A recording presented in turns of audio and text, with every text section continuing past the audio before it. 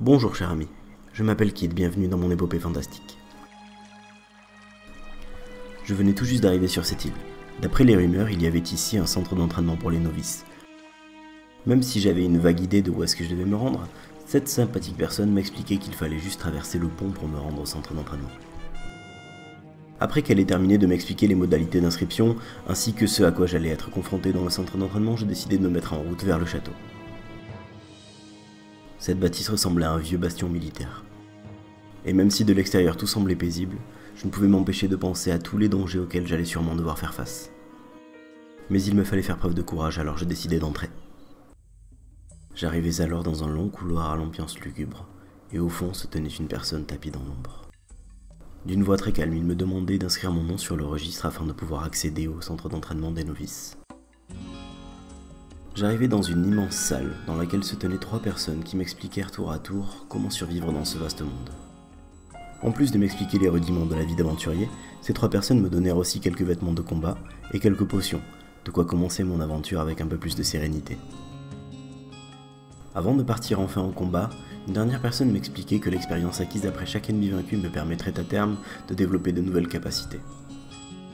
Et après une énième mise en garde contre les dangers du monde extérieur, il me laissait enfin commencer mon aventure.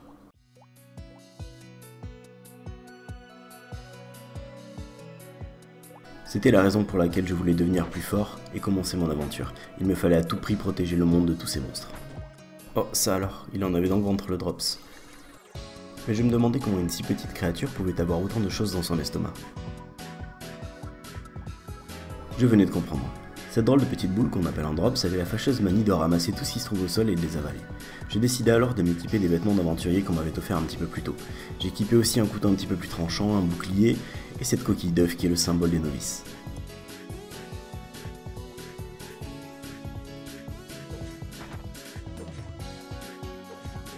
Une fois le Drops vaincu, je m'empressais de ramasser les items qu'il avait laissés tomber derrière lui.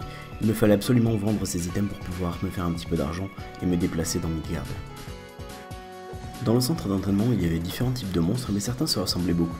J'ai remarqué que Poring ressemblait étonnamment à Drops.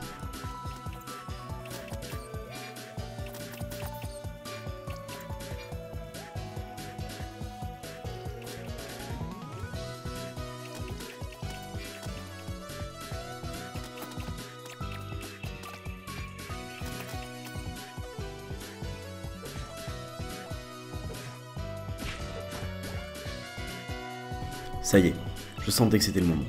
Il me fallait quitter le centre d'entraînement et devenir quelque chose de plus fort. On me conduit à nouveau dans une de ces salles sinistres. Ici, une personne m'expliquait la différence entre tous les métiers possibles. Mais malgré toutes ces explications, je le savais. Au fond de moi, je devais devenir un magicien. Et après leur avoir exprimé mon souhait, on me téléportait alors vers Geffen, la ville des mages. Geffen semblait être une ville paisible. Je n'irais pas jusqu'à dire qu'elle était chaleureuse, mais on s'y sentait bien. Pendant ma visite, je ne pus m'empêcher de remarquer cette immense tour qui surplombait la ville. La légende racontait qu'au sommet se trouvaient de puissants sorciers, et qu'au sous-sol se trouvait l'ancienne cité perdue de Geffen. Mais je n'étais pas là pour faire du tourisme. Il me fallait absolument me rendre chez un commerçant afin de lui vendre les items que j'avais pu récolter durant mon périple. Après avoir récupéré quelques ennemis, j'ai décidé de prendre congé du commerçant.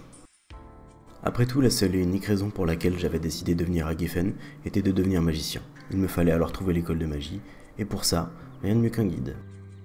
Cette personne à l'allure chevaleresque avec son masque de fer était en réalité un guide de la ville de Geffen. Il prit le temps d'indiquer sur ma carte où se trouvait l'école de magie. Je le remerciai poliment et me mis en route pour accomplir ma destinée.